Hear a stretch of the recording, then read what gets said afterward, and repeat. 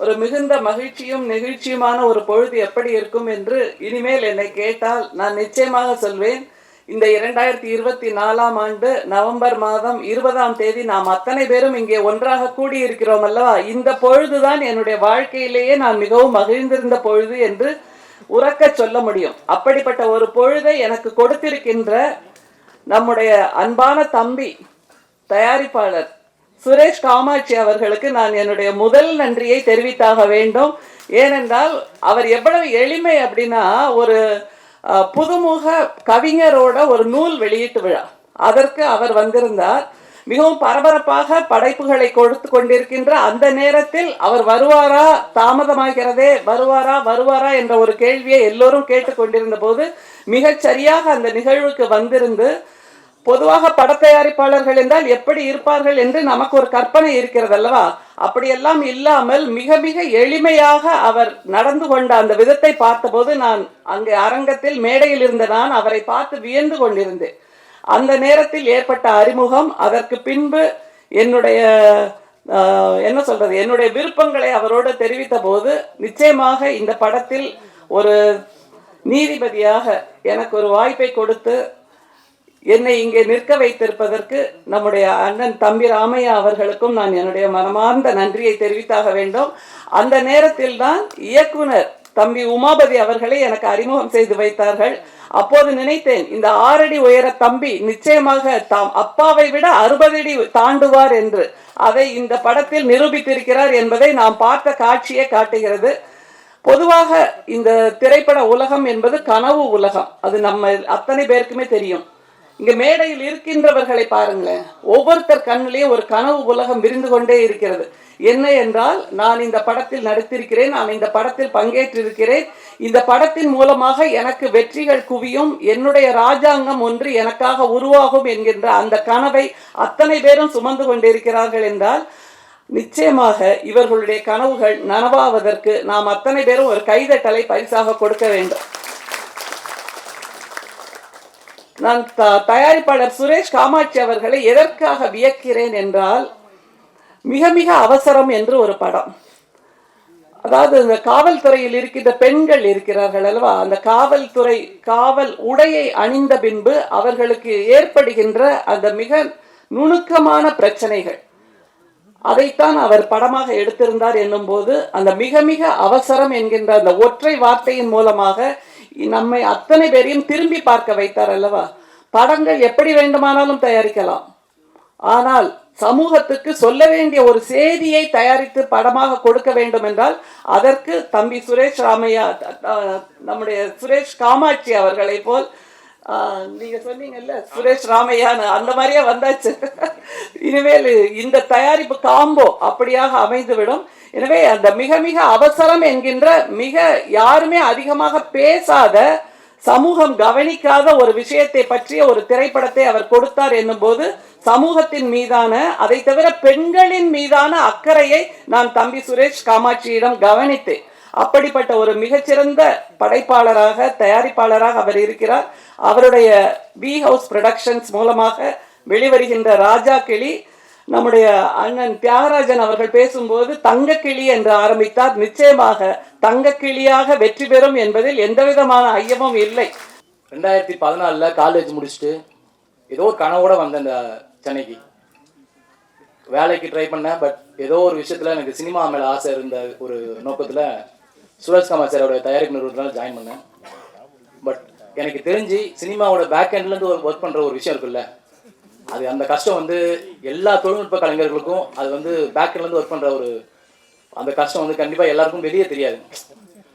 நடிக்கிறவங்க வந்து ஈஸியாக வந்து பீப்புள்கிட்ட ரீச் ஆகிடுவாங்க. பட் பேக் எண்ட்லேருந்து ஒர்க் பண்ணுற அந்த கஷ்டம் நான் வந்து அந்த கஷ்டத்தை நான் பார்த்துருக்கேன். ஒரு படம் எடுக்கும் போதும் அவர் அந்த கதையை சூஸ் பண்ணும்போது எனக்கு வியப்பாக இருக்கும். தயாரிப்பாளர் திரு சுரேஷ் காமாட்சி அவர்கள் சூஸ் பண்ணும்போது நம்மளுக்கு ஒரு வியப்பாக இருக்கும். என்னன்னா நம்ம கமர்ஷியலாக பண்ண மாட்டேறாரு, எப்படி ஹிட்டு கொடுப்பாரு, மாநாடு, மிக மிக அவசரம் எல்லாமே பண்ணும்போது நமக்கு ஒரு அவரை பற்றின வியப்பு நமக்குள்ளே இருந்துகிட்டே இருக்கும். என்னடா இது இப்படி பண்ணுறாரு, நம்ம எப்படி அடுத்த கட்டத்துக்கு இந்த தயாரிப்பு நிறுவனத்தை எப்படி எடுத்துகிட்டு போவாருன்னு ஒரு வியப்பு இருக்கும். அசால்ட்டாக டீல் பண்ணுவார். எல்லாத்தையுமே ரொம்ப அசால்ட்டாக, ரொம்ப மாதிரி இதுதான், இப்படி தான் ஒரு படத்தை எடுக்கணும், இப்படி தான் ஒரு நிறுவனத்தை நடத்தணுன்றதை அடிப்படையில இருந்து நம்மளுக்கு சொல்லிக் கொடுப்பாரு. அந்த நிறுவனத்துலேருந்து நான் வந்தது வந்து நமக்குள்ள ஒரு ஆசை இருக்கும்ல, என்னடா அது நம்ம நிறுவனம் படம் எடுக்கிறாங்க, நம்ம வந்து ஏதாவது ஒரு கேரக்டரில் ஏதாவது நடிக்க முடியுமான்னு ஒரு ஆசை இருக்கும். அந்த ஆசை நமக்குள்ளேயும் இருக்கும். சரி எப்படிதான் அதை கேட்கறது அவர்கிட்ட, ஏன்னா நீ இங்கே வேலை பார்ப்பேன் அங்கே போய் நடிப்பேன்னு கேட்பாரு. அது நம்மளால கேட்க முடியாது. அப்போ நான் என்ன பண்ணேன், சும்மா அப்படியே அந்த நாம் என்ன பண்ணுவோம், எடுத்தோடனே அறிமுகம் ஆகும்ல எல்லாருக்குமே. நம்ம அக்ரிமெண்ட் போகிறது வந்து பேமெண்ட் முதல் கொண்டு நம்ம தான் அதை டீல் பண்ணுவோம். ஸோ எடுத்தோடனே நம்ம டீல் பண்ணுறது, உமாபதியாக இருக்கட்டும் எல்லாரையும் கொஞ்சம் ஃப்ரெண்ட்ஸ் சர்க்கிள் நம்ம வச்சுக்கிறது. அப்புறம் நம்ம எல்லாம் ஆனால் எல்லாமே நண்பர்கள் தான். நாங்கள் வந்து சினிமாவிலேருந்து மாநாட்டிலேருந்து கேதார் முதற்கொண்டு எல்லாமே நண்பர்கள் தான். ஏன்னா தமிழ் சினிமாவில் ஒரு 10 வருஷ காலம் வேலை பார்த்துருக்கேன்னா எனக்கு தெரிஞ்சு என் கூட பழகின ஆட்களை, என் நண்பர்களை ரொம்ப நல்லவங்களாக சேர்த்து வச்சுருக்கேன். அதுதான் எனக்கு கிடைச்ச மிகப்பெரிய சொத்து நான் நினைக்கிறேன். ஏன்னா அந்த அளவில் எனக்கு வந்து அதை ஏற்படுத்தி கொடுத்த திரு சுரேஷ் காமச்சார் அவர்களுக்கு ரொம்ப நன்றி. ஏன்னா என் வாழ்க்கையில் அடுத்த கட்டத்துக்கு நகர்வாக வந்து அவர் அனுப்பிச்சு கொடுத்துருக்காரு. அந்த படி தான் எனக்கு அடுத்த கட்ட நகர்வாக இருக்கும்னு நான் நம்புகிறேன். அந்த மாதிரி தான் இந்த படம் வந்து எனக்கு வந்து தம்பிராமேஸ்வர் கிட்ட போயிட்டு, அண்ணா 2 பசங்க அனுப்புகிறேன் பாருங்கள், உங்களுக்கு யார் செட் ஆகும்னு பாருங்கன்னு சொல்லிட்டு தான் சுரேஷ். அப்போ கூட அவர் வந்து இந்த பையனை அனுப்புறேன்னு சொல்லிட்டு என்னை மட்டும் அனுப்பல, சாய்ஸாக தான் அனுப்புனாப்புல. அப்போ கூட நான் என்ன நினச்சேன், என்ன இவர் இப்படி நம்மளை போய் சாய்ஸ் அனுப்புகிறாரு அப்படின்னு யோசித்தேன். ஆனால் உள்ளே போனோடனே தம்பிராமேஸ்வர் எப்பயுமே அப்படின்னா உள்ளே வந்து அவர் எப்பவுமே எனக்கு ஃபோன் கால் எடுத்தோடனே அன்பு தம்பி, அன்பு மகனே, இதுதான் அப்படியே அந்த கம்ஃபர்ட் ஜோனில் நம்மளை வர வச்சிருவார். அந்த ஒரு கம்ஃபர்ட் ஜோன் அவர்கிட்ட நான் அது போனோன்னு நம்மளுக்கு என்ன ஆர்டிஸ்ட் ஆனாலும் சரி, நம்ம அண்ணன் நம்ம நம்ம நம்ம ஒரு அப்படின்ற மாதிரி ஒரு கம்ஃபர்ட் ஜோனில் கொண்டு வந்துடுவாப்புல. அந்த வகையில் வந்து நான் போன உடனே பார்த்த உடனே, தம்பி இதான் கதை, இப்படி தான் நகர்வு இருக்கும், நீ பண்ணிட்டு ப்ரொடக்ஷன் சைடு தான் நான் பேச போகிறேன், அப்போ மாரி இருக்குன்றப்பல பார்த்துட்டு 2 பேரையும் பார்த்துட்டு சரி சொல்கிறேன் தம்பின்றாங்க. அப்போது நம்ம இந்த படத்துக்கு டிஓபியாக இருந்த கோபிநாத் சார் தான் டிஓபியாக ஃபிக்ஸ் பண்ணோம். அவர் கூட்டம் என்கிட்ட சொல்கிறார், தம்பி நீ இந்த கேரக்டர் நடிக்க போகிறப்பான்றாரு. ஃபர்ஸ்ட் அவர் எனக்கு ஃபோன் கால் பண்ணுறாரு. என்ன சார் பண்ணுறது, நான் என்ன நினச்சேன்னா சின்ன கேரக்டர் இருக்கும் போல், ஏதோ ஒரு வந்து போகிற மாதிரி இருக்கும். அப்படி தான் மிகவும் வயசில் ஒரு சர்ச் ஒரு கண்டக்டராக வந்து வெட்டி பார்த்துட்டு போவோம், ஒரு 2 to 2 seconds அந்த மாதிரி ஏதாவது இருக்கும் போல் அப்படின்னு நினச்சி உள்ளே வந்தேன். அப்புறம் பார்த்தா தம்பிராமேஸ்வர் கூப்பிட்டு, உனக்கு நீ சீக்கிரமாக ட்ரைனிங் வந்துரு, முன்னாடி உனக்கு இதெல்லாம் நான் சொல்லி கொடுத்துட்றேன் அப்படின்றப்பல. என்னடா இது ஒரு பெரிய போர்ஷன் இருக்கும் போலேன்னு உள்ளே போகிறேன். ரொம்ப கம்ஃபர்டபுளாக உமாபதியாக இருக்கட்டும், தம்பிராமேஸ்வர் எல்லாமே அவங்க கொடுக்குற சர்க்கிள் எல்லாம் அவங்க ஆஃபீஸ் மேலே வச்சு ஒரு ப்ராக்டிகல் செஷன். முக்கியமாக சொல்ல போனால் அதில் வந்து நவகாந்த்னு ஒரு அசோசியேட் டைரக்டர் நம்மளை அப்படியே கைடு மாரி அல்வா மாதிரி கொண்டு போகலாம். அந்த அளவுக்கு வந்து ரொம்ப நுணுக்கமாக இது இப்படி தான், இந்த சீக்வன்ஸோட மீட்டர் இவ்வளோ தான் அப்படின்னு நடிங்க நம்ம சொன்னாப்புல. அதனால் அந்த படத்தில் வந்து அவ்வளோ வந்து நம்ம வந்து ஈஸியாக வேலை வாங்கிட்டாங்க. அதனால் அந்த படத்தில் நடித்த அனுபவம் வந்து உண்மையாலுமே இந்த தம்பிராமேஸ்வருக்கு ரொம்ப நன்றி. என் கூட அந்த டீமோட இருந்த எல்லாருமே ரொம்ப பழக்கப்பட்டாங்க. ஸோ அப்படி தான் ஒரு படத்தில் ஒர்க் பண்ணும்போது அவங்க டெக்னீஷியனை நான் வந்து ரொம்ப நம்ம கூட நண்பர்களாக ஆக்கிடுவேன். எனக்கு அது வந்து ரொம்ப பிடிக்கும். ஸோ அந்த வகையில் உமாபதி அவர்களும் சரி, கேதார், இந்த படத்தில் வந்து பேக்ரவுண்ட் ஸ்கோர் வந்து மியூசிக் பேக்ரவுண்ட் ஸ்கோர் போட்ட வந்து தினேஷ் அண்ணன் இஸ் ஃபினாமினல். அவர் அந்த ஹைப் ஏற்றுவார் பாருங்க. ட்ரெயிலரில் பார்த்தோன்னே நம்மளுக்கு ஒரு மாதிரி இருக்கும், ஐயோ என்னடா தம்பிராமேஸ்வர் நடந்து வரும்போது அந்த ஒரு ஹைப் இருக்கும் பாருங்க, அதெல்லாம் வேறு லெவலில் இருக்குது. அவர் நல்லா பண்ணியிருக்காப்புல. அதுவும் எடிட்டர் சுதர்சன், இந்த டெக்னீஷியன்ஸ்லாம் வந்து அந்த அளவுக்கு அமைஞ்சிட்டாங்க. அந்த அளவுக்கு இந்த படத்துடைய எல்லா ஒட்டுக்கும் வந்து நம்ம சுரேஷ் செலக்டடாக தான் எடுப்பாப்புல. அந்த வகையில் வந்து எல்லாமே கரெக்டாக அவங்க வேலைகளை பண்ணாங்க. அப்புறம் வந்து இந்த படத்தில் நடித்த எல்லாருமே வந்து எனக்கு வந்து 5 காம்பினேஷன் இருந்துச்சு மொத்தமாக. சமுத்திரகணி சார் உள்ள பெரிய காம்பினேஷன். நான் முதல்ல போய் நிற்கும் போது பயந்தேன், எப்படா அவர்கிட்ட டைலாக் பேசுறது. அது ஒரு டைலாக் ஒன்று வரும், அவர் ரொம்ப வந்து எமோஷனல் ஒரு டைலாக் சொல்லுவாப்புல, என்கிட்ட பேசுவார் அந்த காம்பினேஷனில். அப்போ வந்து அவர் சொல்லுவாப்புல, மாரி அப்பா அப்படின்னா நம்ம தான் பார்த்துக்கணும், குழந்தைங்க தான் நம்ம தான் வந்து அவங்கள வந்து பார்த்துக்கணும் வயசான காலத்துலன்ற சொல்லுவார். நான் அப்போ சொல்லுவேன், இந்த பாடம் எடுக்கிறவங்களாம் இங்கே வச்சுக்காதீங்கன்னு சொல்லுவேன். எனக்கு இந்த டைலாக் அவர் முன்னாடி சொல்கிறதுக்கு பயம், என்னடா இது இப்படி சொல்கிறாங்களேன்னு. ஆனால் ஏன்னா அவ்வளோ பெரிய ஆள் லெஜெண்டு, நம்ம அவருக்கு முன்னாடி போயிட்டு அவரை வந்து இப்படி பேசுகிறோன்னும் போது நமக்கு ஒரு பயம் இருக்கும்ல. அவர் ரொம்ப ஈஸியாக, தம்பி அவர் வந்தவொடனே என்னை பார்த்தோன்னே, ஏய் நீ பண்ணுறா பார்த்துக்கலான்டா அப்படின்னு அவ்வளோ ஈஸியாக. அதான் இந்த பெரிய பெரிய ஆர்டிஸ்ட் நடிக்கும் போது நம்மளாம் பயப்படுறோம்ல, அது அவங்கள அவ்வளோ கம்ஃபர்டபுளாக ஈஸியாக அது பண்ணிடுறாங்க. நம்மளை ரொம்ப அந்த கம்ஃபர்ட் ஜோனுக்கு வர வச்சிடறாங்க. ஸோ இந்த படத்தில் அந்த மாதிரி தான் எல்லாருக்குமே நான் ஒர்க் பண்ணேன். தம்பிராமேஸ்வர் நீங்கள் நினைக்கிறீங்க அவருடைய வசனம், அவரோட டைலாக் டெலிவரி, ஐயோ அப்படியே வந்து பேசும்போதே ஒரு பஞ்சும் போடுவாப்புல. அந்த அளவில் வந்து அவர் ரொம்ப அதான் சொல்கிறேன், அந்த அளவில் ரொம்ப பாராட்டக்கூடிய ஒரு விஷயமா இருக்குது அவர்கிட்ட. அடுத்து இப்போ நீங்கள் இப்போ எடுத்தால் கூட 4 ஸ்கிரிப்ட் கையில் வச்சுக்காப்ல, தம்பி இந்த கதைப்பா அந்த கதைப்பா அப்படின்னு ஒரு ஸ்கிரிப்ட் சொல்லும் போது அதில் ஒரு விஷயம் இருக்கும், மேட்ரு இருக்கும். நல்லா ஜாலியாக என்ஜாய் பண்ணி ஃபன் பண்ணி சிரிக்கிற மாதிரி ஒரு கதையை வச்சிருக்காப்புல. அந்த வகையில் அவருக்கு இன்னும் டஃப் கொடுத்து தான் இருக்காப்புல. இன்றைய இருக்கிற இயக்குநர்களுக்கு டஃப் கொடுக்கக்கூடிய கதைகள்லாம் நிறையா இருக்குது, ஸ்டாக் இருக்குது. அவர் கண்டிப்பாக அடுத்தடுத்த படங்கள் கண்டிப்பாக இயக்கணும், அதை சார்ந்த நோக்கம் அவர் பயணிக்கணும்ன்ற ரொம்ப ஆசைப்பட்டு வேண்டிக்கிறேன். அதே மாதிரி இந்த படத்தில் நடித்த எல்லா டெக்னீஷியன்ஸும் சரி, ஏன்னா ஆஸ் அ டெக்னீஷியனாக நான் வந்து இந்த படத்தில் இருந்தாலும் நடிகராகவும் சரி, இந்த படத்தில் வேலை செஞ்ச சக நடிகர்கள், சக கலைஞர்கள், சக டெக்னீஷியன்ஸ் எல்லாருமே அடுத்த கட்ட நகர்வுக்கு நகரணுன்றதை நான் மனமார இறைவனை வேண்டிக்கிறேன். நீங்களும் இந்த படத்தை ராஜாக்கிளியை கண்டிப்பாக தேட்டரில் பார்த்து சப்போர்ட் பண்ணுங்கள். உங்களால் கண்டிப்பாக வந்து இந்த படத்தை நீங்கள் அடுத்த கட்டத்தை நகர்வுக்கு கொண்டு போவீங்கன்னு நம்புகிறேன். இந்த படத்துக்கு வாய்ப்பு கொடுத்த தம்பிராமையா சார், முக்கியமாக திரு சுரேஷ்குமார் சார் அவர்களுக்கும், தம்பிராமையா சார், என்னோட நடித்த சக கலைஞர்களுக்கும் ரொம்ப ரொம்ப நன்றி, வாழ்த்துக்கள். அழகா மனசுக்குள்ள இருந்து அம்புட்டையும் கொட்டி தீர்த்துட்டாப்புல. உண்மையிலே சொன்ன மாதிரி தான், இப்போ வழக்கமாக ஃபிக்ஸ் ஆகுன்னு சொல்லுவாங்களா, அது மாதிரி ஒரு படத்தில் தான் இன்னொரு படம் ஃபிக்ஸ் ஆகுன்னு, ஒரு படத்தை நடிக்கிறதுக்கு உண்டான வாய்ப்பு வருங்கிற மாதிரி தம்பிராமையனை கூட செம்பி படத்தில் பயணிக்கும் போது தான் அந்த காரில் போகும்போது இருக்கக்கூடிய டேஷ்போர்டில் ஒரு தாளத்தை போட்டு பாட்டை பாடுவாப்புல பாருங்க, எங்கள் அண்ணன் கலக்குவார். அப்போ தான் நீங்கள் சொன்ன மாதிரி 4-5 கதை பைக்குள்ளே வச்சுருக்கேன்னு சொன்னீங்களே பிரவீன், அண்ணன் ஒரு 500 பாடல்களை வகுத்தில் வச்சுருக்காரு, மனசுக்குள்ளே வச்சுருக்காரு. சில டியூனை போட்டு அதை தட்டி வார்த்தைகளோடு அப்பப்போ பாடுவார். என்ன சுச்சுவேஷன் சொன்னாலும் பாடக்கூடிய ஒரு மிகச்சிறந்த ஒரு கலைஞன். ரொம்ப சந்தோஷம்னே. அடுத்து ஒருத்தரை பேச அழைக்க போகிறோம். அவர் யார் அப்படின்னா, இந்த படத்தில் வந்து ஒரு மருத்துவராக நடிச்சிருக்காரு. அவர் சமீபத்தில் அதுக்கு முன்னாடி பார்த்தீங்க அப்படின்னா சின்ன விபத்துக்கு உள்ளாகி ஆஸ்பத்திரி போனாப்புல. அங்கே போய் டாக்டர் இவருக்கு ட்ரீட்மெண்ட் பண்ணுவாங்கன்னு பார்த்தா, இவர் டாக்டரை ட்ரீட்மெண்ட் பண்ணி அப்படியே டாக்டரை பிக்கப் பண்ணி டாக்டரை கல்யாணம் பண்ணிட்டாப்புல. எனது அன்பு தம்பி முபாஷிர் அவர்களை மேடைக்கு அழைக்கிறோம். ரியல் லைஃப்பில் டாக்டரை கரம் பிடித்து ரியல் லைஃப்ல டாக்டராகவே வாழ்ந்து கொண்டு இருக்கிற முபாஷிர் அவர்களை பேச அழைக்கிறேன் ஒரு சில வார்த்தைகள். நன்றி. இந்த எஸ்டிடி ரொம்ப முக்கியம் அப்படின்ற மாதிரி இருந்துச்சு. தேங்க்ஸ்ண்ணே. இந்த படத்தில் ஆக்சுவலாக பிரவீன் நடிக்க வேண்டிய ரோலுக்கு தான் நான் போனேன் ஆடிஷனுக்கு. அதுக்கப்புறமா என்ன நினச்சாருன்னு தெரியல, அண்ணன் டாக்டரா தம்பி, ஒய்ஃப் டாக்டரா, சரி அப்போ டாக்டரா நடிச்சிரு அப்படின்ட்டாரு. எங்கள் மாமனார் வந்து எப்படியும் டாக்டர் பொண்ணுக்கு தான் கல்யாணம் பண்ணி கொடுக்கணும்னு ரொம்ப ஆசைப்பட்டாரு. அவருக்கு இந்த படத்தை காட்டணும், அந்த ஆசையை நிறைவேற்றி வச்சதுக்காக ரொம்ப நன்றின்னு. கமிங் டு ராஜாக்கிளி, அண்ணன் ராமையா அப்படின்னு சொல்லலாம். எவ்வளோ நாளைக்கு தம்பி ராமையா அப்படின்னு சொல்கிறது. அண்ணன் ராமையா வந்து எவ்வளோ பெரிய படைப்பாளி அப்படின்றது எல்லாத்துக்கும் தெரியும். அவர் வந்து நல்ல இயக்குனராக நல்ல படைப்புகளை கொடுத்துருக்காரு, நல்ல பாடல்களை கொடுத்துருக்காரு, நல்ல இசையமைப்பாளராக அவருடைய படைப்புகளை கொடுத்துருக்காரு. அவர் கொடுத்ததுல இன்னொரு பெஸ்ட்டு படைப்பு ஒன்று இருக்குது, அதுதான் வந்து அவர் பையன். அந்த படைப்பை வந்து இப்போ உலகத்துக்கு ரிலீஸ் பண்ணியிருக்காரு. இந்த படத்தில் உமாபதி அவர் ஒரு டைரக்டராக ப்ரூவ் பண்ணுறதுக்கு ஒரு பெரிய முயற்சி எடுத்திருக்காரு. அது ரொம்ப வெற்றிகரமாக வந்திருக்கு. நீங்கள் அதை பார்க்கும்போது தெரியும் எப்படி இது இவ்வளோ அழகாக பண்ணியிருக்காரு அப்படின்னு. இங்கே ஆக்ஷன் கிங் வந்திருந்த போது ஏன் வந்திருக்காருன்னு எல்லாருக்கும் தெரியும். சர்வைவர் ப்ரோக்ராமுக்கு இவர் போனார். லவ் வந்து அர்ஜுன் சாருக்கு தானே வந்திருக்கணும், எப்படி அவருக்கு பொண்ணுக்கு வந்துச்சு அப்படின்னு எல்லா இண்டஸ்ட்ரிக்குமே டவுட் இருக்குது.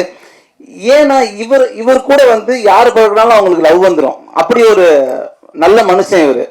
படத்தில் வேலை பார்த்த எல்லாருமே டார்லிங் டார்லிங் அப்படின்னு தான் வந்து பேசுவார். அவ்வளோ ஸ்வீட்டாக இருப்பார்.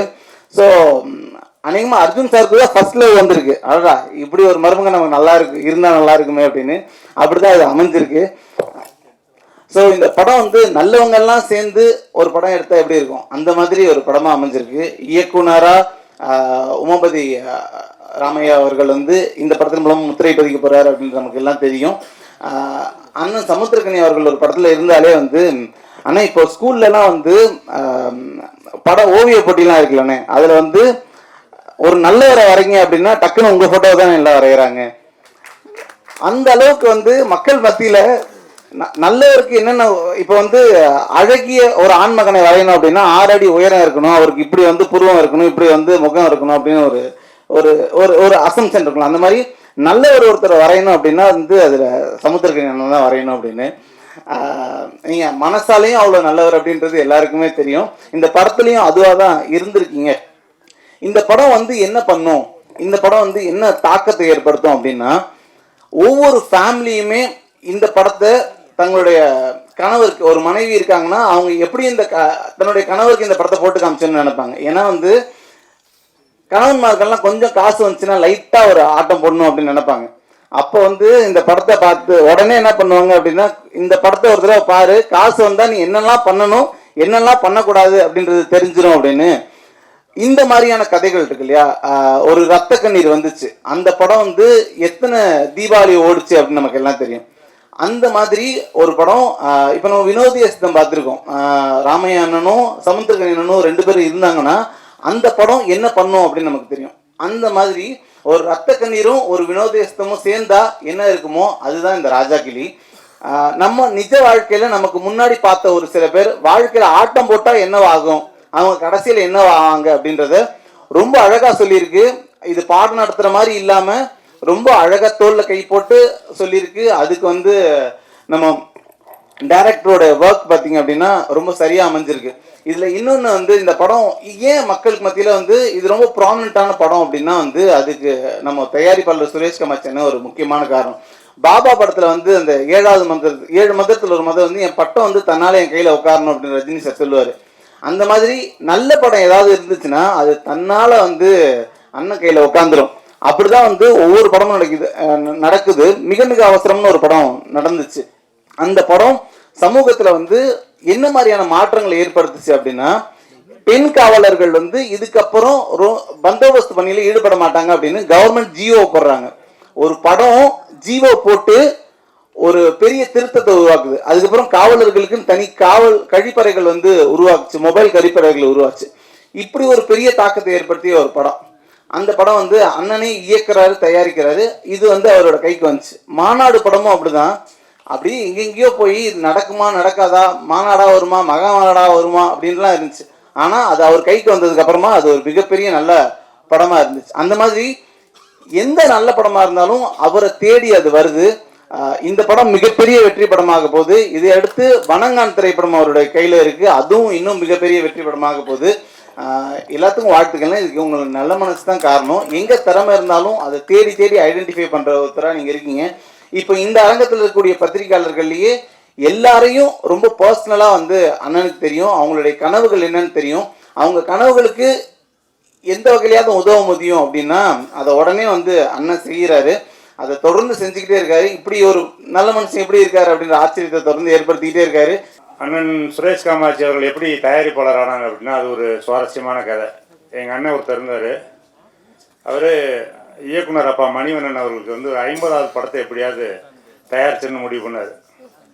முடிவு பண்ணிட்டு அவருடைய தம்பிகளாகி எங்கள்கிட்ட ஒரு 4 பேர் தேர்ந்தெடுத்து, நீங்கள் 4 பேர் ஆளுக்கு ஒரு 50 லட்ச ரூபா போடுங்க, நாகராஜ சோழன் ஒரு படம் எடுத்துருவோம் அப்படின்னாரு. அதில் நான் ஒரு தம்பி, அண்ணன் சுரேஷ் காமாட்சி ஒரு தம்பி. ஆனால் அது காலப்போக்கில் அண்ணன் சுரேஷ் காமாட்சி அவர்களே தனியாக தயாரிக்கிற அளவுக்கு ஆயிடுச்சு. அதுதான் அவருடைய முதல் படம். அப்படி தான் திரைத்துறைக்குள்ளே வந்தார். ஏற்கனவே நீண்ட ஒரு 20 ஆண்டுகளுக்கு முன்னாடி உதவி இயக்குனராக வேலை பார்த்துட்டு இருந்துட்டு அது பிறகு மலேசியா போய் அங்கே போய் தொழில் பண்ணி வேலை பார்த்து ஒரு சம்பாதிச்சுட்டு திரும்ப பிறகு வந்து ஒரு தயாரிப்பாளராக தான் உள்ளே வந்தார். அப்படி ஆரம்பித்த பயணம் அவருடைய இப்போ பேசும்போதெல்லாம் சொன்னாங்க இல்லையா, அவருக்கு அப்படியே தம்பி கூட சொன்னார், ஒரு பட்டம் வந்து அப்படியே வந்து கையில் வந்து உட்காருது, நல்ல திரைப்படங்கள் அவர் கையில் வந்து உட்காரும் அப்படின்னு சொன்னார் இல்லையா. அதுக்கு காரணம் அவருடைய ரசிப்புத்தன்மை. மிகச்சிறப்பான ஒரு ரசிகர். எப்பவுமே வந்து ஒரு மிகச்சிறந்த ரசிகன் தான் மிகச்சிறந்த கலைஞனாக இருக்க முடியும், மிகச்சிறந்த தயாரிப்பாளர் இருக்க முடியும். 80கள் 70 80 90களில் இருக்கிற எந்த படமாக இருந்தாலும் அந்த படத்தோட பாட்டு சொல்லுவார், அந்த படத்தை பாடுவார். வரி ஒரு பிழை இருக்காது. அது யார் இயக்குனர்னு சொல்லுவார், யார் நடிகர்னு சொல்லுவார், யார் கதாநாயகி எல்லாமே சொல்லுவார். அந்த திரைப்படத்தை அவ்வளவு தூரம் ஒரு ரசிக்கக்கூடிய ஒரு மாபெரும் ரசிகன். அதனால தான் அவரால் இது வந்து எடுக்க முடியும். தம்பி இங்கே முன்னாடி பேசின தம்பி சொல்லும்போது எப்படி இந்த கதையெல்லாம் தேர்ந்தெடுக்கிறாருன்னு தெரியல, அவ்வளோ ஆச்சரியமாக இருக்கும், அதே நேரத்துக்கு பயமாகவும் இருக்கும் அப்படின்னு சொல்லுவார். இந்த படமும் சரி, அண்ணன் தம்பிராமையா அவர்கள் தான் இந்த கதையை தம்பிக்காக உமாபதிக்காக வந்து சொன்னார். சொல்லும் பொழுது அந்த அறைக்குள்ளே முதலாக சொல்கிறாரு, நானும் அண்ணன் சுரேஷ் கமாட்சி அவர்கள் தான் கேட்குறோம். கேட்டு முடித்தவுடன் அண்ணன் தம்பிராமையா அண்ணன் வந்து ரெஸ்ட் ரூம் போயிட்டு வரேன்னு போனார். அதுக்கு இடையில நாங்கள் சும்மா ஒரு அந்த 1 நிமிட இடைவெளியில் பேசிக்கிட்டோம். எப்படிண்ணே இருக்குது அப்படின்னாரு அண்ணன். அவர் கேட்டார், என்னைய ரொம்ப சிறப்பாக இருக்குண்ணே, பண்ணலாம் அப்படின்னு. அவர் ரெஸ்ட் ரூம் போயிட்டு வந்தோடனே அண்ணே படம் பண்ணுறோம்ண்ணே அப்படின்ட்டார். ஒரே தடவை தான் கதை கேட்டார். வேற நீங்கள் போயிட்டு வாங்க, நான் நாளைக்கு சொல்கிறேன், அதுக்கப்புறம் சொல்கிறேன்லாம் இல்லை. கதையை கேட்ட அடுத்த நிமிஷம் வந்து படம் என்னைக்கு நம்ம ஆரம்பிக்கலாம் அப்படின்னு கேட்டார். அப்படி வந்து ஒரு தாக்கத்தை ஏற்படுத்தின அந்த கதையை வந்து அண்ணன் தம்பிராமி அவர்களும் சொன்னாங்க. அண்ணன் ஹுமாயூன் இல்ல திருமண விழா நாங்கள்லாம் கும்பகோணத்தில் இருந்தோம். இந்த படம் எடுக்கிறதுக்கு முன்னாடி இரவு தங்கியிருக்கும் போது அந்த விடுதிகளில் நிறைய பேர் தங்கியிருந்தோம். அப்போ என்னோட நிறைய தம்பிகள் கூட இருந்தாங்க. அவங்கெல்லாம் சினிமானா என்னென்னு தெரியாது, சினிமானா பிடிக்காத கோஷ்டிலாம் இருந்துச்சு. அப்போ திடீர்னு அண்ணன் தம்பிராமன் எய்த்து ரூமில் தான் இருக்காருன்னு நான் ஃபோன் பண்ணி கூப்பிட்டேன். அண்ணன் இருக்கீங்களா, ஓய்வாக இருக்கீங்களா, பேசலாமா அப்படின்னேன். நானே வரேன் தம்பின்னு வந்தாங்க. வந்துட்டு ஒரு 20 நிமிடம் அந்த கதையை வந்து சொன்னாங்க. சொல்லும் பொழுது அந்த சினிமா வாடையே அறியாத, சினிமானா தவறு, சினிமா வந்து தப்பு, சினிமா பார்க்கவே தியேட்டர் பக்கம் போகாத அந்த கோஷ்டிகள்லாம் 20 நிமிடம் அப்படியே ரொம்ப ஃப்ரீஸ் ஆகி அப்படியே ஒரு மாதிரி ஆயிட்டாங்க. என்னங்க நீங்கள் இது இப்படி தான் படமாக இருக்குமா அப்படின்ற மாதிரி அந்த காட்சிகளை பூரா அப்படி கொண்டு வந்த விதம் அப்படி ஒரு அப்போ அப்படின்னு சொல்லும் போதே இந்த படத்திற்கான வெற்றி வந்து அங்கேயே வந்து உறுதி பண்ணப்பட்டுச்சு. அந்த இடத்துலயே வந்து கைத்தட்டினாங்க, கிளாப் பண்ணாங்க. அப்படி ஒரு அருமையான கதை, அதை கொண்டு வந்த விதம். இந்த கதையை வந்து இயக்குனது வந்து தம்பி உமாபதியை வந்து எப்போ பார்த்தாலும் எனக்கு வந்து பார்த்தோன்னா ஒரு மாதிரி ஃபீல் வந்துடும். என் பையன் மாதிரியே அப்படியே இருப்பான் உமாபதி. ஏன்னா அந்த ஃபிசிக்கு, அந்த உடற்பயிற்சி செய்யணுங்கிற அந்த இது, அந்த ஒரு டிசிப்ளின், அந்த வாழ்க்கை முறை எல்லாமே வந்து என் பையனை பார்க்கும்போது அப்படி உமாபதி பார்க்குற மாதிரி இருக்கும். உமாபதி அதை இயக்கிக்கிட்டு இருக்கும்போது இப்போ நாங்களாம் ஒரு பெரிய நடிகர்கள் கிடையாது தானே, சின்ன சின்ன கதாபாத்திரங்கள்லாம் செஞ்சுருக்கோம்.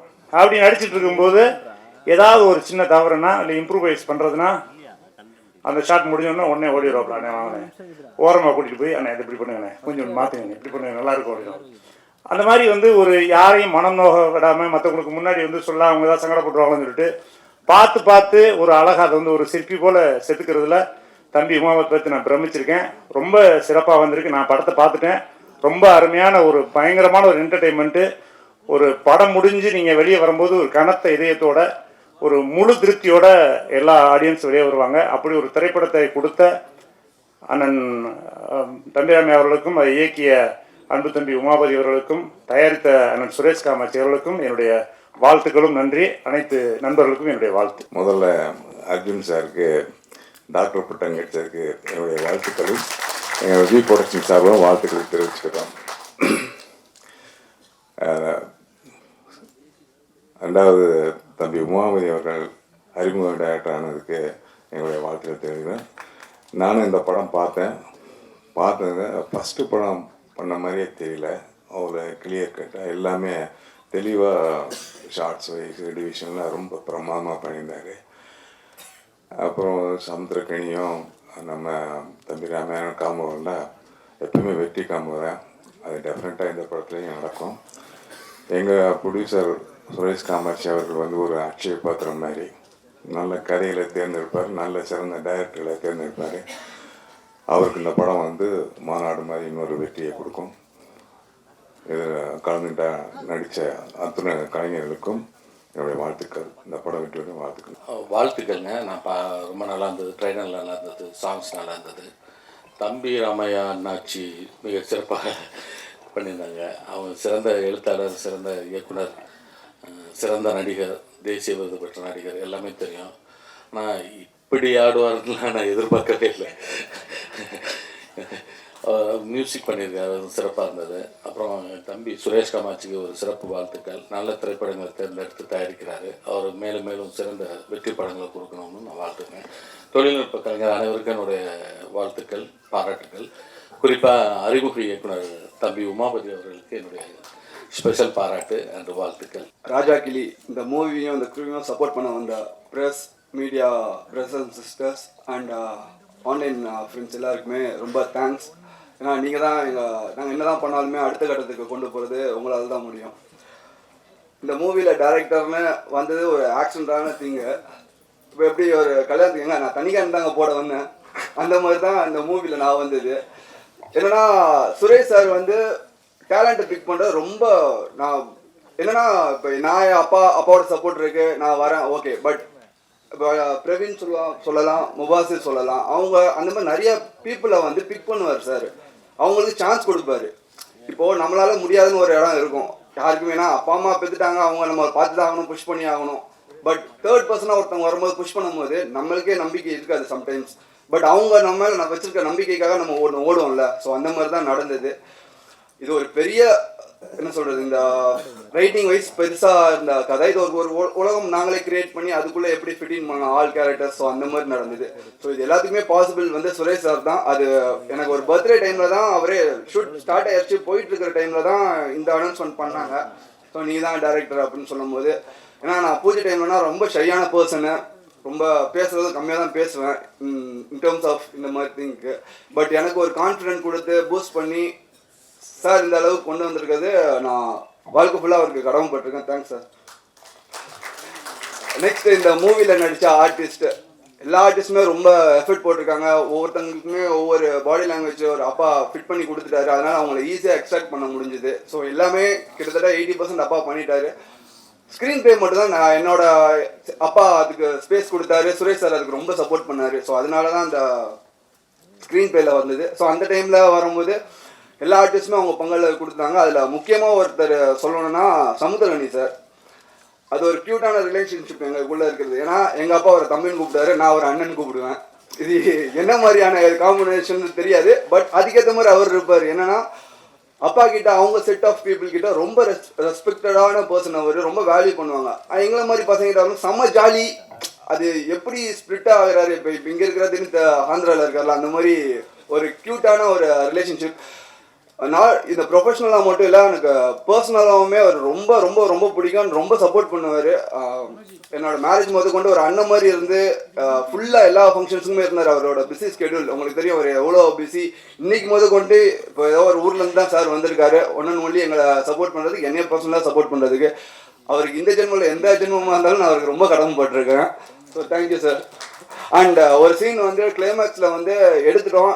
கேமராமேன் கோபி சார், அவர் கொஞ்சம் லெஜெண்டு. அப்பா இங்கே இருக்கிறாங்க, பெர்ஃபார்ம் பண்ணிட்டாங்க, ஸ்டேஜிங்காக எல்லாமே பண்ணிட்டாங்கன்னா எமோஷன் சீனு சிங்கிள் டேக்கில் போகலான்னு சொல்லிட்டு ஒரு பெரிய ஸ்ட்ரெச்சில் போயிடுச்சு. வரும்போது மண்டே செஞ்சுட்டு இருக்கேன். பார்த்தாரு, என்னடா அப்படின்னு கேட்டார். சார் அப்படின்னு சொன்னேன். என்ன இல்லை எல்லாமே கரெக்டு, ஸ்லிப் மட்டும் ஒரு மாதிரி இருந்தது, இன்னொரு போகணுமா? இல்லை சார் போகலாம், பட் எமோஷனல் சீன் எல்லாருமே உடச்சிட்டாங்க. இருக்குட்டி இப்போ பாரு, வா வா வா அப்படின்னு சொல்லிட்டு ஒரு புது இயக்குனர் தயங்குற விஷயத்த கூட வந்து எங்கள் அப்பா அந்த இடத்துல இருந்தாலுமே நம்ம சில இதை கேட்க முடியாது. ஏன்னா எல்லா ஆர்டிஸ்டோட கம்ஃபர்ட் பார்க்கணும். அவர் எல்லாமே பண்ணும்போது டப்பிங்கில் பார்க்கும்போது அவர் மேய்க்கிறாரு. என்னன்னா அந்த சீக்வன்ஸில் அவருக்கு சின்ன போர்ஷன் தான், like in terms of expression. But இன்னொன்று ஒரு ஆர்டிஸ்டையுமே அவர் ஃபோக்கஸ் பண்ணி லைக் அப்ரிசியேஷன் தான். வாழ்க்கை எல்லாருக்குமே அப்ரிசியேஷன் இருந்தால் நம்மளுக்கு ஒரு எனர்ஜி மாதிரி கிடைக்கும். அது அவர் பண்ணிட்டு இருக்கிறாரு. ஏன்னா நான் சில மூவிஸ் நடிச்சிருக்கேன். அந்த மூவிஸில் சில ஆர்டிஸ்ட் நான் அனுப்பிட்டு வந்து அவங்க செல்ஃபிஷாக இருப்பாங்க. அது தப்பு கிடையாது. ஏன்னா அவங்க நடிக்க பேர் எடுக்கிறது தானே வராங்க. பட் இவங்க மற்றவங்களை என்கரேஜ் பண்ணுறதுல கனி சார் அடிச்சுக்க யாருமே இல்லை. அண்ட் ரொம்ப thanks Ghani sir. Love you sir. And டெக்னிக்கலாக இந்த மூவி பார்த்தீங்கன்னா விஷுவலாக சப்போர்ட் பண்ணது வந்து கோபி சார் ஃபஸ்ட்டு ஒரு பேட்டர்னில் இருந்தாங்கன்னா அப்பாவோட பேட்டர்ன் 50% இருக்கட்டும், நம்மளோட பேட்டர்ன் 50% இருக்கட்டும். ஒரு ஃபியூஷனாக ஒரு எக்ஸ்பெரிமெண்ட் பண்ணோம். அதுக்கு சப்போர்ட் பண்ணது கோபி சார், அப்பா. அண்ட் தென் நெக்ஸ்ட் இது வந்து நான் கேதர் சொல்லிட்டு இருந்தோம். ஸோ அந்த கேதர் கோபி சார் அண்ட் வைரபாலன் அண்ணா ஹார்ட்டு. அண்ட் காஸ்டியூம் வந்து நவதேவின்னு சொல்லிட்டு எங்கள் வீட்டின் கடைக்குட்டி நாங்கள் சொல்லுவோம். ராமராஜ்குமார் சாரோட டாட்டர். இப்போ நிறைய மூவிஸ் சூப்பராக பண்ணிகிட்டு இருக்காங்க. அது ரொம்ப சந்தோஷமாக இருக்குது. அவங்களும் சின்ன சின்ன டீட்டெயிலிங் எங்களுக்காக மெனக்கட்டது. ரொம்ப தேங்க்ஸ் எல்லாருக்கும். அண்ட் சவுண்ட் டிசைன் எனக்கு வந்து மோர் ஆஃப் டைலாக்காக நரேட் பண்ணுறதோட மியூசிக்கலாக நரேட் பண்ணுறது எனக்கு அது ஒரு சின்ன வயசுலேருந்து ஒரு ஆசை. ஏன்னா கான்டெம்பரரி டான்ஸ்னால் ஆடினதுனால. ஸோ அதுக்கு சப்போர்ட் பண்ண அப்பா சாங் போட்டு கொடுத்துட்டாரு. பட் ப்ரோக்ராமிங் அசம்பிள் பண்ணது பெரிய பக்கபலமாக இருந்தது சாய் தினேஷனா. சின்ன சின்ன விஷயமா கொண்டு. ஆனால் இது வேணும்னா டே அண்ட் நைட் எதுவுமே பார்க்க மாட்டார். நம்ம எது கேட்டாலுமே பண்ணி கொடுக்குறாரு. அந்த மாதிரி ஒரு ஆக்சஸ் இருந்தது. இதை வந்து ஆடியோகிராஃபி பண்ணி கொடுத்தது தபாஸ் நாயக் சார். அவருமே சீனியர் டெக்னீஷியன், ரொம்ப நாளாக இருக்கிறாங்க. அவங்க எக்ஸ்பீரியன்ஸான ஏஜ் அந்த மாதிரி இருக்கும். பட் அவருமே வா வா பண்ணலாம்னு சொல்லும்போது அவர் மோட்டிவேட் பண்ணிட்டு இருக்காங்க. சின்ன பையனை வந்து மோட்டிவேட் பண்ணுறது ரொம்ப பெரிய விஷயம். அது அவங்க பண்ணிட்டு இருந்தாங்க. அண்ட் என்னோட டைரக்ஷன் டீம் நவகாந்த் அகைன் ராமராஜ்குமார் சாரோட சன், என் பிரதர் மாதிரி. அவர் நானும் ஈஸியாக எங்களுக்கு வேவ் லென்த் பார்த்தாலே நாங்கள் அண்டர்ஸ்டாண்ட் பண்ணிப்போம். அதுக்கப்புறம் அப்பாவோட கோர் டீமான சங்கர் அண்ணா, சண்முகம் சுந்தரம் எங்கள் மாமா, அண்ட் அலெக்ஸ் அண்ட் சிவா, அவங்களுக்கும் ரொம்ப நன்றி இந்த இடத்துல. அண்ட் மேனேஜிங் டீமான Subbu sir, Jagan sir, Alex, Malik, and all rounder Praveen சொல்லலாம். ஒரு ஆர்டிஸ்டாகவும் கலக்கிட்டு இருக்காரு. ஏன்னா போஸ்ட் ப்ரொடக்ஷனாக அவர் தான் எங்களுக்கு கொஞ்சம் ஹெல்ப் பண்ணிட்டு இருந்தார். ஸோ அவருக்குமே ரொம்ப நன்றி. அண்ட் ஃபைனலி ப்ரொஃபஷனலாக சொன்னால் சார் தம்பிராமையா சார், அப்பா பர்சனலாக அப்பா. பட் ஒர்க் வைஸில் அவர் எப்பயுமே ஒரு ஃபயர். நான் பார்த்ததில்ல. இந்த மூவியில் டிஃப்ரெண்ட்டான ஒரு பர்சனை நீங்கள் பார்ப்பீங்க. என்னென்னா சாங்கு ஒரு கெட்டது சொன்னாதான் நல்லது சொல்லும் போது நல்லா இருக்கும். சில பேருக்கு அதில் பிடிச்சிருக்கும், சில பேருக்கு என்ன பையன் இப்படி அப்பா வச்சு பண்றான்னு சொல்லிட்டு. எல்லாருக்கும் அப்பா ஒரு ஹீரோன்னு சொல்லுவாங்கல்ல, நம்ம அப்பாவே ஹீரோ பண்ணும்போது கொஞ்சம் கொஞ்சம் பண்ண ஆசைப்படுவோம்ல. ஸோ அந்த மாதிரியான திங் தான் அந்த விஷயங்கள். பட் அது உண்மையாகவே ரொம்ப ஹார்ட் ஒர்க் போட்டிருந்தாரு. ஏன்னா சாண்டி மாஸ்டர் தான் அந்த சாங், அந்த சின்ன முள்ளு சாங் பண்ணிட்டு இருந்தாரு. நாங்கள் ஒஸ்தியில் வந்து சிம்பு சார் ஒரு ஸ்டெப் போட்டிருப்பாரு, அதுதான் ட்ரை பண்ணலாம் அப்படின்னு சொல்லி பண்ணால் அவர் இப்படி பண்ணிட்டு இருக்கிறாரு. அவர் வந்து சாண்டி மாஸ்டர் என்னடா வெட்டிங்களி பறகுது. ஸோ இந்த மாதிரி அவர் எதுக்குமே சலிக்காமல் டே நைட் ஷூட் போனாலுமே அந்த பையன் போங்கடா பண்ண முடியாதுன்னு சொல்லலாம், பட் இல்லை சரி பண்ணுறோம். சம் ஸ்டெப்ஸ்னா பார்த்தீங்கன்னா கொஞ்சம் ஸ்பிரிட்னா பண்ணியிருப்பாரு. ஆயில் ஊற்றி விட்டோம் அப்பா தான். பட் என்ன பண்ணுறது, ப்ரொஃபஷனலுக்கு துரோகம் பண்ணக்கூடாதுன்னு ஆயில் ஊற்றி விட்டா ஒரு காலை விரிச்சடே என்னடா ஆயில் ஊற்றிட்டு காலை விரிக்கணுமா அப்படின்னு சொன்னார். இல்லைப்பா பண்ணுங்க அப்படின்னு சொல்லி சும்மா ட்ரை பண்ணால் பிடிச்சி பண்ணார். நெக்ஸ்ட் டைமில் அவர் ஆயில் எங்கள் ஆயில் கம் அப்படின்னு சொல்லிட்டு அவர் இப்படி பண்ணிட்டு இருக்காரு. ஸோ ஈஸி, நம்மளுக்கு தெரியும் ரிஸ்க் இல்லாதது தான் நம்ம சொல்லுவோம்னு சொல்லிட்டு அதுக்கு ரொம்ப பக்கபலமாக இருந்தார். அப்புறம் அந்த ஆண்டவனே சாங் பார்த்துருப்பீங்க. அது ஒரு என்ன சொல்கிறது, அது ஒரு நீங்கள் மூவியில் பார்க்கும்போது அது தெரியும் அதோட பெயின். எல்லாருமே கடந்து வந்திருப்போம்ல. அது end of the day family தான் நம்மளுக்கு. ஃபேமிலி ஏதாச்சும் ஒருத்தவங்க தப்பு பண்ணாங்கன்னா தப்பு தானே, திமிரு கிடையாதுல்ல. ரெகுலராக பண்ணால் திமிரு. ஒரு தப்பு பண்ணும்போது நம்ம பேசி சால்வ் பண்ணிட்டா அது எல்லாமே சால்வ் தானே. அதனால ஸோ அந்த மாதிரியான ஒரு கோர் கதையை தான் நாங்கள் எடுத்திருக்கோம். அது ஒரு ப்ரெசென்ட் பண்ணியிருக்கிறோம் with support of Suresh sir, one and only. அவர் எப்பயுமே எதுக்குமே இது இல்லை, இது வேணுமா ஓகே, அது வேணுமா அது ஓகே. ஸோ எல்லாமே ப்ரொவைட் பண்ணி சப்போர்ட் பண்ணிங்க சார். அண்ட் அப்பா ஐ லவ் யூ பா.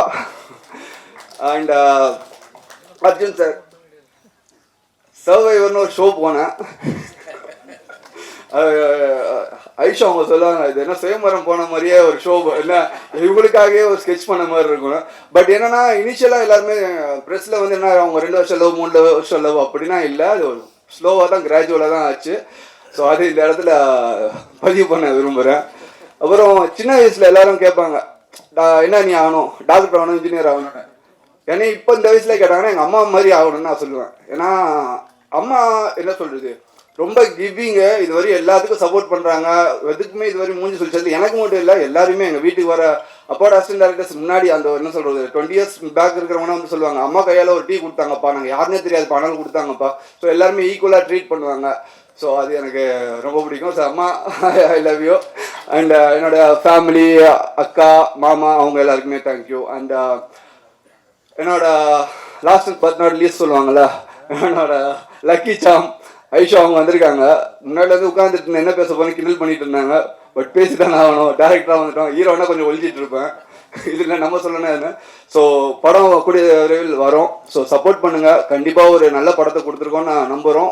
கண்டிப்பாக ஒரு மெசேஜ் இருக்கும். மெசேஜ் இன் சென்ஸ் நம்ம பை ஹார்ட் எடுத்துகிட்டு போகிற மாதிரியான ஒரு மெசேஜ் இருக்கும். And thanks, please support us.